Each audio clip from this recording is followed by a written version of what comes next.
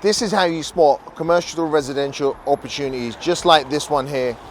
I was literally driving past, I saw this site en route to having a look at another site. Having looked this site up, is actually now going to be going into auction next month.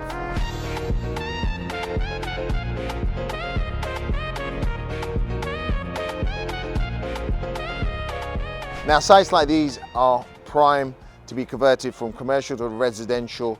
Now I'm going to run you through why. So firstly, having a look at this site, the uppers, there's plenty of light that's actually coming in. Already got C3 use, which is basically residential. You can then convert this to C4, which is HMO. If the uppers are class E, so it was part of the commercial unit, then with a prior approval application, it's quite straightforward to convert this to residential use. But let's have a look around this site here. So firstly, what I see is we've got a couple of retail units here. It's a secondary, tertiary parade by just driving past. In these cases, you may actually want to change this to be a complete residential unit, because having a look around the other parts of the area, they're already all resi. So by changing this and then maybe just putting in a full planning application, change the front a little bit, you blend it into looking completely residential. In addition, it comes with this site. It's actually 3 retail units. This one here is primed to actually be converted into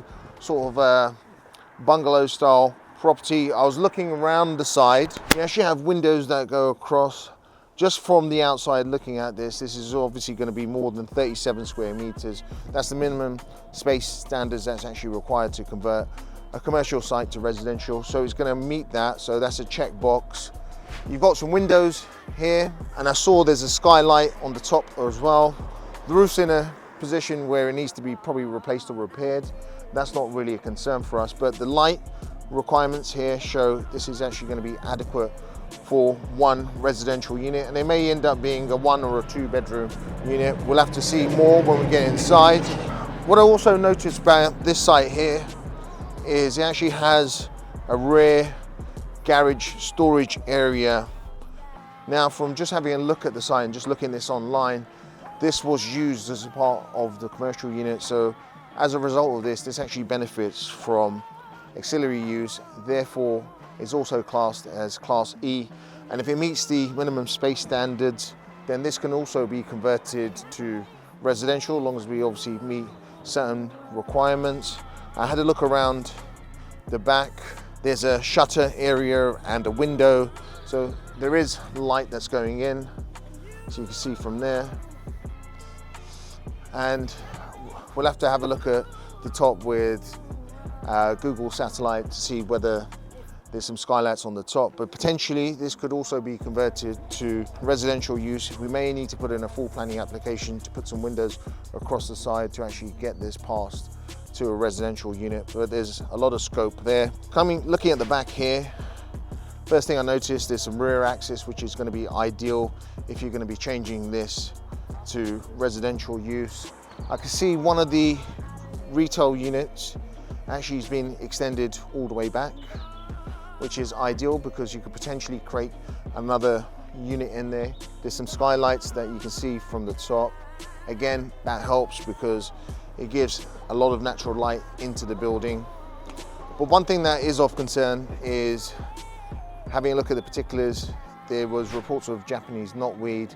Now, it can be alarming because if it's not treated, it can end up damaging foundations, drainage, utilities that are coming into the property. So anyone that looks at buying this needs to get a treatment plan in place. The treatment plan is typically 3 to 5 years, and that should eradicate this Japanese knotweed that's actually here. But that's not something that will actually deter us from putting an offer or bidding on this site. Why wouldn't that deter you? The reason it won't deter us is we've actually been in the situation before. We've bought sites and it has had Japanese knotweed. So what we've done is we've spoken to our brokers. Our brokers informed us, look, so-and-so will lend, so a particular lender will lend on this. So there's adequate amount of lenders that will actually lend on properties that has had Japanese knotweed, but there has to ensure that there's a treatment plan in place This then makes it mortgageable because they know this will be eradicated from the property. But if it isn't treated, it can be a nightmare, and concreting over the floor doesn't resolve the whole matter, because knotweed can actually grow underneath concrete and then cause a lot of damage.